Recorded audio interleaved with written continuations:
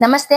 ಇವತ್ತಿನ ಬದುಕಿನ ಕಥೆಯಲ್ಲಿ ತಮಿಳ್ ನಟ ವಿಜಯ್ ಅವರ ಬದುಕಿನಲ್ಲಿ ಏನೆಲ್ಲ ಆಗ್ತಿದೆ, ಅವರ ಬದುಕಿನಲ್ಲಿ ಈಗ ದೊಡ್ಡ ಕೋಲಾಹಲವೇ ಎದ್ದಿದೆ. ಅದರ ಬಗ್ಗೆ ನೋಡುವ.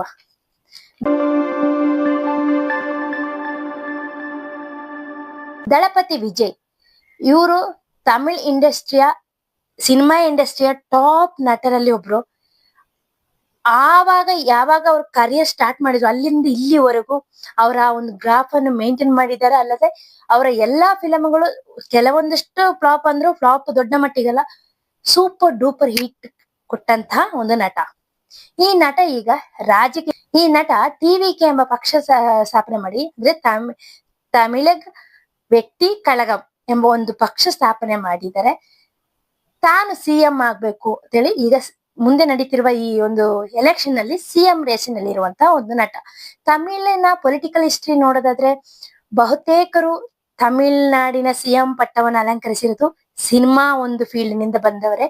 ಯಾವಾಗ ವಿಜಯ್ ಈ ಪೊಲಿಟಿಕಲ್ ರಂಗಕ್ಕೆ ಬರ್ತಾರೋ ಆವಾಗ ಅಷ್ಟೇ ಅವರಿಗೆ ಒಂದು ವೆಲ್ಕಮ್ ಸಿಕ್ಕಿತ್ತು. ಅಲ್ಲಿಂದಲೇ ಅವ್ರಿಗೆ ಟ್ರಬಲ್ ಕೂಡ ಸ್ಟಾರ್ಟ್ ಆಗುತ್ತೆ.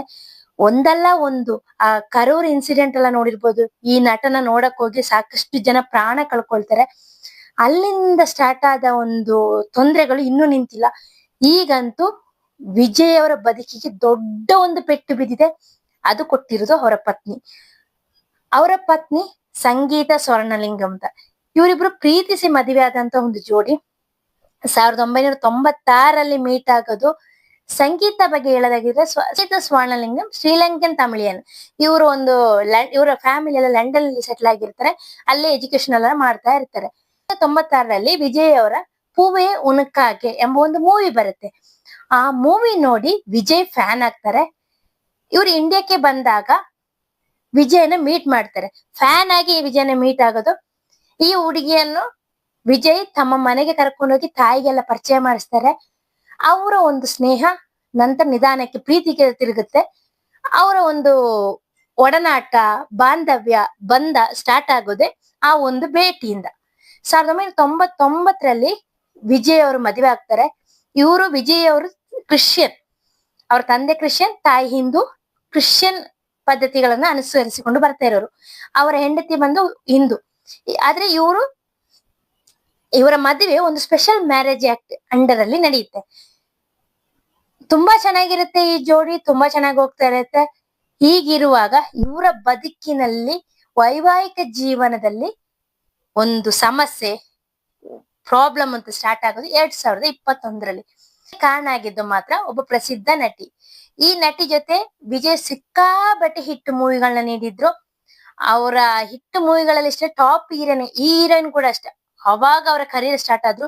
ಇಂದಿಗೂ ಕೂಡ ಬಹು ಬೇಡಿಕೆ ನಟಿ. ಅಲ್ಲದೆ ಈಗಲೂ ಟಾಪ್ ಹೀರೋಯಿನ್ಗಳ ಪಟ್ಟಿಯಲ್ಲಿ ಇವರಿದ್ದಾರೆ. ಈ ನಟಿ ಜೊತೆ ಸಂಬಂಧ ಇದೆ ಎಂಬ ಒಂದು ಗುಸುಗುಸುಗ ರೂಮರ್ ಎಲ್ಲ ಸ್ಟಾರ್ಟ್ ಆಗುತ್ತೆ. ಅದೇ ಸಂದರ್ಭದಲ್ಲಿ ವಿಜಯ್ ಅವರ ಮನೆಯಲ್ಲಿಯೂ ಸಮಸ್ಯೆ ಸ್ಟಾರ್ಟ್ ಆಗಿರುತ್ತೆ. ವಿಜಯ್ ಅವರ ಪತಿ ಏನ್ ಮಾಡ್ತಾರೆ, ಅವ್ರಿಗಿಬ್ರು ಮಕ್ಕಳು, ಒಂದು ಗಂಡು ಒಂದು ಹೆಣ್ಣು ಮಗು, ಇಬ್ಬರನ್ನ ಕರ್ಕೊಂಡು ಲಂಡನ್ಗೆ ಓದಿಸಕ್ಕೆ ಹೋಗ್ಬಿಡ್ತಾರೆ.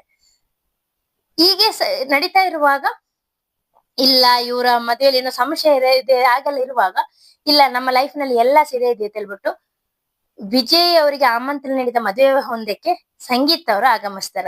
ಅವಾಗ ಎಲ್ಲರೂ ಯೋಚನೆ ಮಾಡಿ, ಇಲ್ಲ ಇವ್ರ ಮಕ್ಕಳನ್ನ ಓದಿಸೋಕೋಸ್ಕರ ಲಂಡನ್ ಇದ್ರು, ಇವ್ರ ಲೈಫ್ ಅಲ್ಲಿ ಎಲ್ಲಾ ಸರಿ ಇದೆ. ಆದ್ರೆ ಏನೇನು ಸರಿ ಇಲ್ಲ ಅಂತ ಗೊತ್ತಾಗಿದೆ ಈ ಫೆಬ್ರವರಿ 27 ಸಂಗೀತ ಸ್ವರ್ಣಲಿಂಗಂ ಅವರ ಫ್ಯಾಮಿಲಿ ಕೋರ್ಟಿಗೆ ಹೋಗಿ ಡಿವೋರ್ಸ್ಗೆ ಅಪ್ಲೈ ಮಾಡಿದರೆ. ಅದಕ್ಕೆ ಅವ್ರು ಕೊಟ್ಟ ಕಾರಣ, ನನ್ನ ಗಂಡನಿಗೆ ಅನೈತಿಕ ಸಂಬಂಧ ಇದೆ ಅಂತ. ಈ ಒಂದು ವಿಷಯ ಹೊರ ಬರ್ತಿದ್ದಂತೆ ಅದು ವಿಜಯ್ ಅವರ ಪೊಲಿಟಿಕಲ್ ಕರಿಯರ್ಗೆ ತುಂಬಾ ಹೊಡೆತ ನೀಡಿದೆ. ಯಾಕೆಂದ್ರೆ ವಿಜಯ್ ಅವರು ಹೇಳ್ತಿದ್ರು, ನನ್ನ ಒಂದು ಪಕ್ಷದಲ್ಲಿ ನನ್ನ ಪಕ್ಷ ಎಲ್ಲಾದ್ರೂ ಅಧಿಕಾರಕ್ಕೆ ಬಂದ್ರೆ ನಾನು ಹೆಣ್ಮಕ್ಳ ಸಂರಕ್ಷಣೆಗೆ ಹೆಚ್ಚು ಒತ್ತು ನೀಡ್ತೀನಿ ಅಂತ. ಈಗ ಎಲ್ಲ ಕೇಳ್ತಿರೋ ಪ್ರಶ್ನೆ, ನೀವು ನಿಮ್ಮ ಮನೇಲಿರೋ ಹೆಂಡತಿನೇ ಚೆನ್ನಾಗಿ ನೋಡ್ಲಿಲ್ಲ, ನೀವ್ ಹೇಗೆ ಹೆಣ್ಮಕ್ಳ ಸಂರಕ್ಷಣೆ ಮಾಡ್ತೀರಿ ಅಂತ. ಪರ ವಿರೋಧಗಳು ಎಲ್ಲ ನಡೀತಿದೆ. ಇಷ್ಟೆಲ್ಲ ಇರುವಾಗ ಇವರಿಬ್ಬರ ಒಂದು ಲವ್ ಸ್ಟೋರಿ ಇಷ್ಟು ಚೆನ್ನಾಗಿ ಸ್ಟಾರ್ಟ್ ಆಗಿ ಈಗ ಮಕ್ಳು ಸಮೇತ ತಂದೆ ಜೊತೆ ನಿಲ್ತಾ ಇಲ್ಲ. ಇಬ್ರು ಮಕ್ಳು, ಗಂಡ್ ಮಗ ಅಂತೂ ಒಂದು ಡೈರೆಕ್ಟರ್ ಆಗಿ ಸಿನಿಮಾ ರಂಗಕ್ಕೆ ಬಂದ್ರೆ, ಅದ್ರ ಅಪ್ಪನ ಜೊತೆ ಹೆಚ್ಚು ಕಮ್ಯುನಿಕೇಶನ್ ಎಲ್ಲ ಇಲ್ಲ.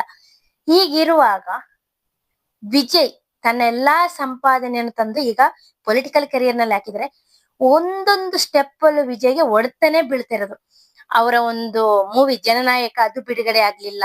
ಈ ಕಡೆಯಿಂದ ಕರೂರ್ ಇನ್ಸಿಡೆಂಟ್, ಅದಾದ ಮೇಲೆ ಕೋರ್ಟ್ಗೆಲ್ಲ ಎಳೆದು ಕೇಸು ಅದು ಇದು ಅಂತ ಹೇಳ್ಬಿಟ್ಟು ಕರೂರ್ ಇನ್ಸಿಡೆಂಟ್ ಬಗ್ಗೆ ಅದು ತುಂಬಾ ನಡೀತು. ಅದೆಲ್ಲ ಮುಗಿತಾ ಬರ್ತಾ ಇದೆ ಅಂತ ಮುಗ್ದಿಲ್ಲ. ಆ ಒಂದು ಟ್ರಯಲ್ ನಲ್ಲಿ ಇರುವಾಗಲೇ ಹೆಂಡತಿ ಡಿವೋರ್ಸ್ಗೆ ಅಪ್ಲೈ ಮಾಡಿದ್ರು. ಮತ್ತ ಈ ಒಂದು ವಿಜಯ್ಗೆ ಸಿಕ್ಕಾಬಟ್ಟೆ ಹೊಡೆತ ಬೀಳುತ್ತೆ. ಯಾಕಂದ್ರೆ ನಾವು ಒಂದು ಪೊಲಿಟಿಕಲ್ ಕರಿಯಲ್ ಅದು ಯಾಕೆ ಹೀಗೆ ಇವಾಗಲೇ ಕೊಟ್ರು ಅಂತ ಕೆಲವರು ಕೇಳಿದ್ರೆ, ಕೊಡೋದಕ್ಕೂ ಕಾರಣ ಇದೆ. ಇದರಿಂದ ಹಲವಾರು ಪೊಲಿಟಿಕಲ್ ವಿಷಯನೂ ಇದೆ. ಇನ್ನೇನು ಸ್ವಲ್ಪ ದಿನದಲ್ಲಿ ಎಲೆಕ್ಷನ್ ಬರುತ್ತೆ. ಎಲೆಕ್ಷನ್ ಬಂದು ಒಂದು ವೇಳೆ ವಿಜಯ್ ಸಿಎಂ ಆದ ಬಳಿಕ ಕೊಟ್ರೆ ಅದೇಂದು ಅಷ್ಟು ದೊಡ್ಡ ಸುದ್ದಿ ಆಗಲ್ಲ. ಆದ್ರೆ ಈಗ ಕೊಟ್ರೆ ಅಲ್ಲಿ ವಿಜಯ್ ಅವರ ಭವಿಷ್ಯ ಕೂಡ ಅಡಗಿದೆ. ತನ್ನ ಮನೆಯನ್ನು ಸರಿಯಾಗಿ ನೋಡ್ಕೊಳ್ಳದ, ತನ್ನ ಕುಟುಂಬವನ್ನು ಸರಿಯಾಗಿ ನೋಡ್ಕೊಳ್ಳದ ಈ ಒಂದು ವ್ಯಕ್ತಿ ಹೇಗೆ ತಾನೇ ಒಂದು ರಾಜ್ಯವನ್ನು ಭರಿಸ್ತಾರೆ ಎಂಬ ಕ್ವಶನ್ಗಳು ಈಗಲೇ ಸ್ಟಾರ್ಟ್ ಆಗ್ಬಿಟ್ಟಿದೆ. ಅಷ್ಟು ಮಾತ್ರ ಅಲ್ಲ, ಈ ನಟಿ ಯಾರು, ವಿಜಯ್ ಜೊತೆ ಇರುವ ಈ ನಟಿ ಯಾರು ಅಂತ ಹೇಳ್ಬಿಟ್ಟು ಹಲವಾರು ಒಂದು ಸುದ್ದಿ ಬರ್ತಾ ಇರೋದು. ನಟಿ ಯಾರು ಎಂಬುದಕ್ಕೆ ಅವರ ಜೊತೆ ಪ್ರಸಿದ್ಧವಾಗಿ ನಟಿಸಿರುವ ನಟಿ ತ್ರಿಷಾರವರ ಮೇಲೆ. ತ್ರಿಷಾರವರು ಖಾರವಾಗಿ ಹೇಳಿದರೆ ನಮ್ಮಿಬ್ಬರ ಸಂಬಂಧವನ್ನು ಕಲ್ಪಿಸಬೇಡಿ ಅಂತ. ಬಟ್ ಕೆಲವೊಂದು ಅವರು ವಿದೇಶಕ್ಕೆ ಹೋದ ಫೋಟೋಗಳು, ಮತ್ತೆ ಒಂದು ಮದುವೆಗೆ ಇಬ್ರು ಜೊತೆಯಾಗಿ ಗೋವಾಕ್ಕೆ ಹೋದ ಫೋಟೋಗಳು, ಇದೆಲ್ಲ ಆ ಸಮಯದಲ್ಲಿ ಸಿಕ್ಕಾಪಟ್ಟೆ ವೈರಲ್ ಆಗಿತ್ತು. ಈಗ ಇವರು ಹೆಂಡತಿ ಕೂಡ ಆಪಾದನೆ ಹೊರಿಸಿರೋದು ಅವರಿಗೆ ಒಬ್ಬ ನಟಿ ಜೊತೆ ಸಂಬಂಧ ಇದ್ದಿತ್ತ. ಆ ನಟಿ ತ್ರಿಷಾ ಅಂತ ಹೇಳ್ಬಿಟ್ಟು ಸಿಕ್ಕಾಪಟ್ಟೆ ಸುದ್ದಿ ಓಡಾಡ್ತಿದೆ.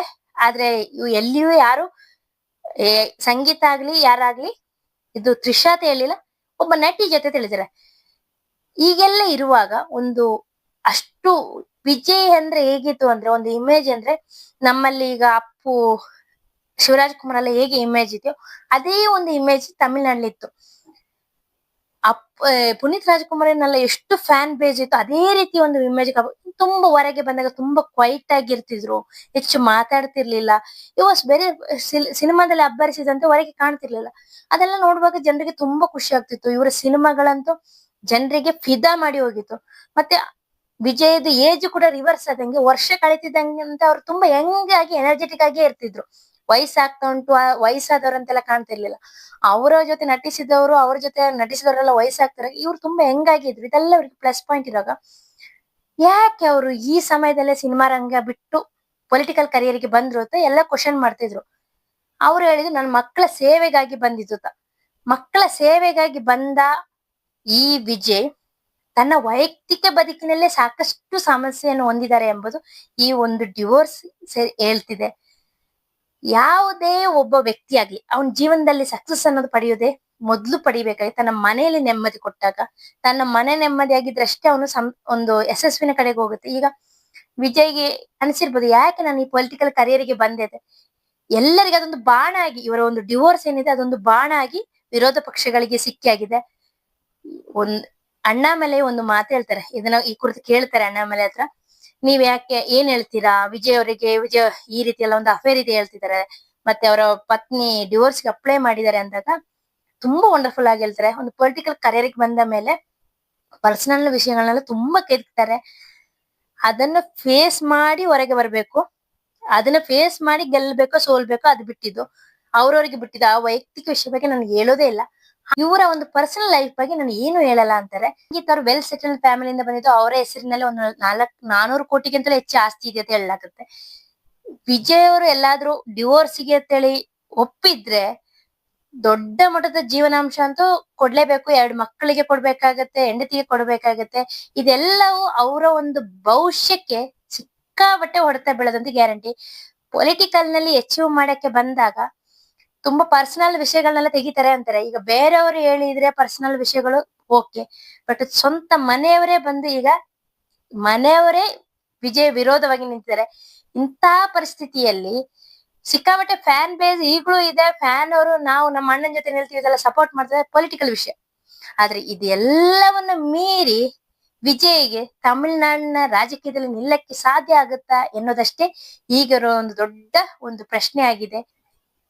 ಈ ಒಂದು ಪೊಲಿಟಿಕಲ್ ಯುದ್ಧದಲ್ಲಿ ಗೆಲ್ಲೋದಕ್ಕೆ ಒಂದ್ರ ಮೇಲೆ ಒಂದು ಅಡೆತಡೆಗಳೆಲ್ಲ ಬರ್ತಾ ಇದೆ. ಅದನ್ನ ವಿಜಯ್ ಹೇಗೆ ಸಮರ್ಥವಾಗಿ ಎದುರಿಸ್ತಾರೆ ಅಂತ ಕಾದು ನೋಡ್ಬೇಕಷ್ಟೆ.